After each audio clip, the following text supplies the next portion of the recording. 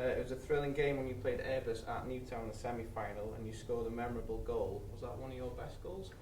I think so, yeah. Definitely be in the top three because I don't score too many, but you know, it's definitely memorable and you know, helped the team to get on to the final, so which was a good thing.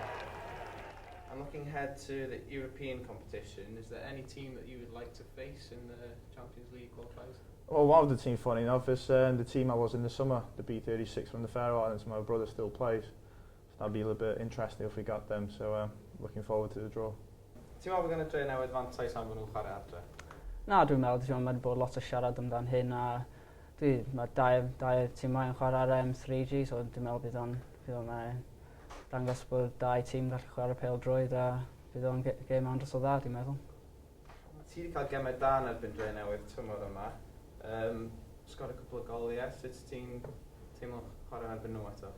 Ie, mae'n o hyd yn neis i sgorio goliau yn erbyn unrhyw tîm, ond dwi wedi cael dau yn erbyn Newtown a bys o'n neis i cael un arall i efallai ennill y gêm yma ar dydd Sadwrn.